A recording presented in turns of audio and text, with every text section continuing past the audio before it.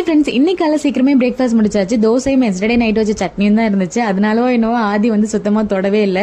சரி ஓகே, அவனுக்கு பாலாவது காய்ச்சி கொடுப்போன்ட்டு பாலை காய்ச்சிட்டு நம்ம ப்ரிப்பேர் பண்ண ஏபிசி பவுடர் இருக்கு இல்லையா, அதையும் மிக்ஸ் பண்ணி அழகாக ஆற வச்சு கொடுத்துட்டேன். ஸோ மிச்சமே வைக்காமல் சூப்பராக குடிச்சிட்டான் பார்த்துக்கோங்க. இதுக்கப்புறம் வந்து சரி சீக்கிரமாக அவனுக்கு சமைச்சு தக்காளி ரசம் வச்சு சாப்பாடு கொடுத்துருவோம் அப்படின்ட்டு முடிவு பண்ணிட்டு கொஞ்சமாக வந்து புளி ஊற வச்சுருந்தேன், உப்பெல்லாம் போட்டு.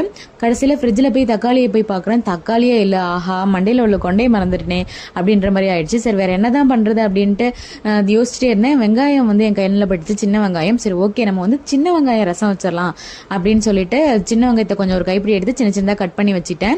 இந்த ரசம் உண்மையாக சொல்ல போனால் சூப்பராக இருக்கும். எல்லார் வீட்லேயும் அடிக்கடி வந்து ஒரு பொருள் அதிகமாக வந்து மிஸ் ஆகிட்டே இருக்கும், ஐ மீன் தீர்ந்து போயிட்டே இருக்கும் சீக்கிரம். அதே மாதிரி ஒரு பொருள் தான் வந்து எனக்கு தக்காளி.